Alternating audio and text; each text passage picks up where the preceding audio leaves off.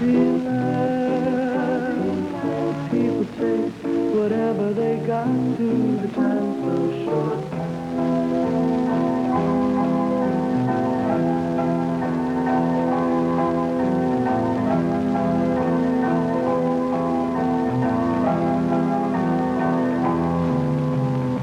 In happy land, it's really groovy. You meet the nice people around there. In happy land, your mind's just floating on. In happy land.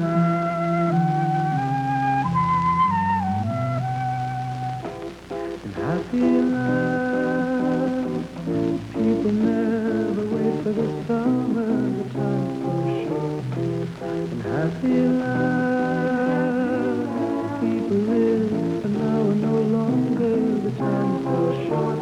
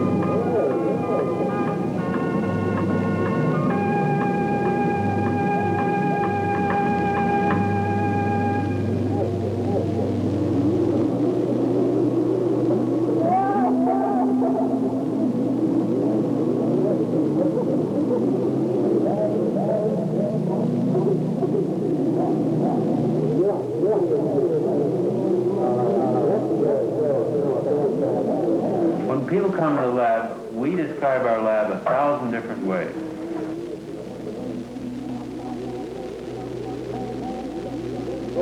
We're working at a sufficiently abstract level, or what has been abstract, but now is that it has to do with a way of thinking, and a way of thinking that really involves your whole. Well, it's a different think, and it's a different think, and lots of people have been operating by the new think. We call it the new think. They have been for the longest time, but the new think is a circular think, or a spiral think, where you become aware of the fact that you circle around, and you may seem to be back, as some people say, history repeats itself. You seem to be back in the same bag you were before, except there's a great deal of difference in the way you go back into the same territory, because of the steps on the round which finally got you back into that territory. And really, you've gone up the ladder, as it were. You spiraled around, but each spiral sort of screws you up the ladder.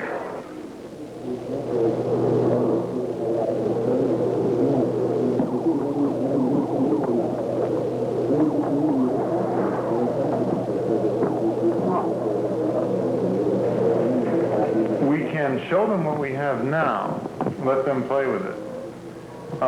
They can therefore see that it's good, that it does something different from what they've seen before. But then you have to get across to them what process is required to get to there, from where you started to where you're at. And it's not a direct, immediate deductive process. It is not quick. You cannot tell them at the outset where you're going to be when you hand them a thing. It's very hard to say exactly what you're going to give to them. That this is an evolutionary thing in multiple stages that you can't identify until after the fact, and so on.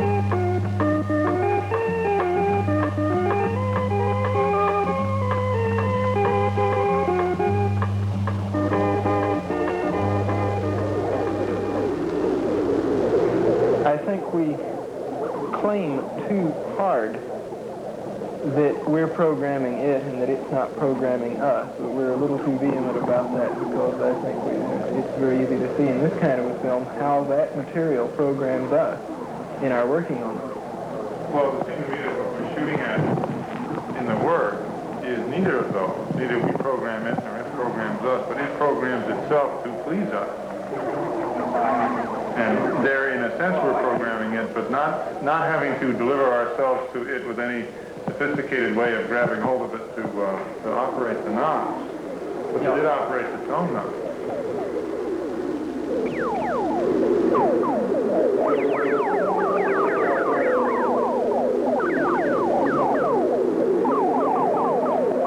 Some of the ideas are very difficult to explain verbally. So then you say, well, see how this system or this dancing lady and so forth behaves. You can look at her circuit and study her and begin to see relationships, which are ideas, which are not easily expressed verbally. And we're looking for new words. The new words come out of the art as always, but now the art is technological. And now we don't have to constrain ourselves to the technology of wood, making wooden instruments. We can make instruments with elegance that allows us wider range performance.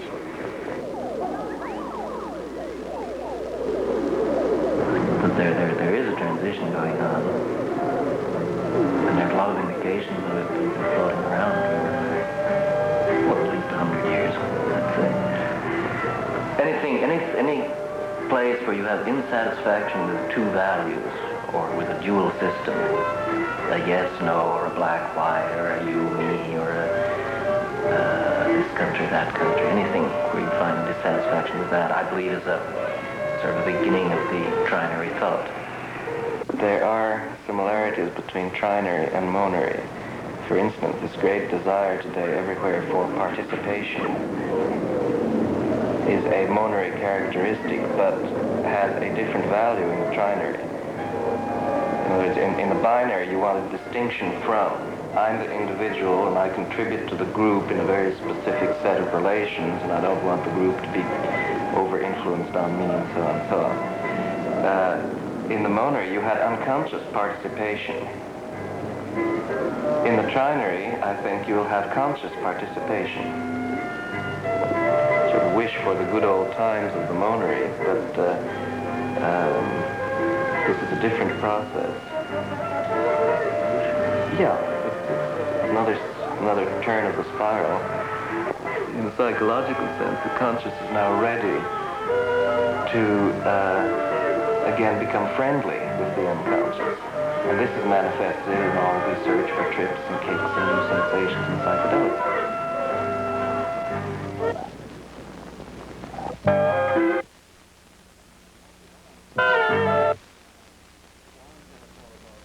what we see around us is people learning how to turn themselves off because the world isn't going to respond to them, and they don't want to be disappointed all this time. Warren's metaphor about being on the subway when those wheels are screaming around on the rails as the thing turns the corner. None of them ever seem to think that they could demand that the subway not scream. They've already given up the idea that there's some way to change things. And no wonder they're also so reluctant to accept change when it happens to them. They've already been taught not to expect it. You're going to work.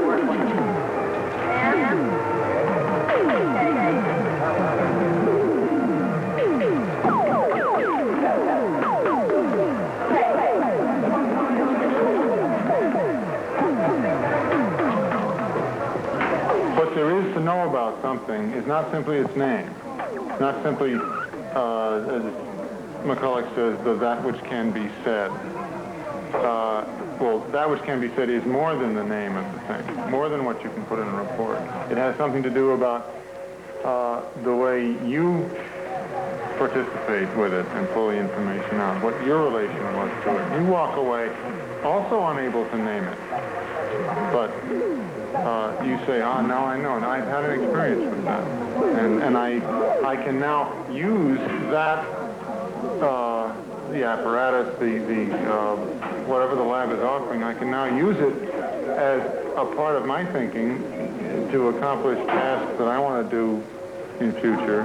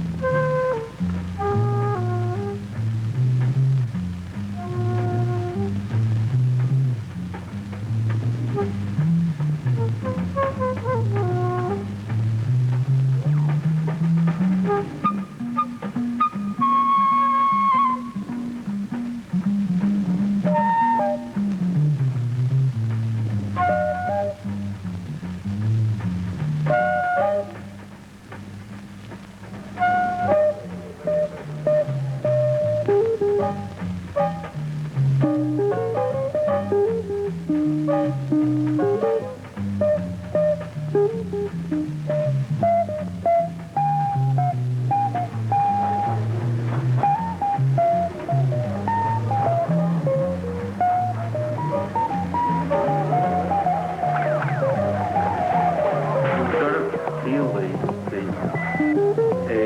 relation to an organic kind of pulling together where we're all trying to get something done which we all sort of decided together to do as a group, and we joined the group because we wanted to do it.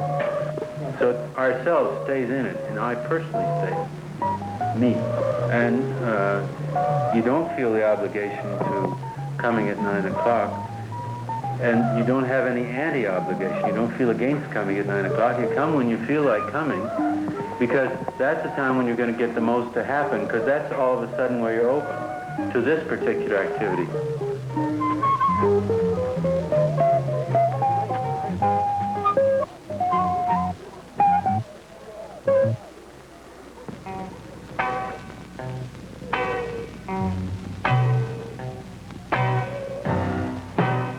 I myself want young people, particularly, to accept the real world of inventions that we have that we cannot destroy. We can't put them away. And I would like to make those inventions something that we learn to enjoy, as we do in the laboratory. That place is some place that has grown out of all of these beautiful inventions which we've tried to put together and struggled to put together into things that we like. And gradually we've been doing it slow as hell, and it's certainly a great disappointment in how slow it goes for me. But you get there, and as you get there, it's a lot of fun.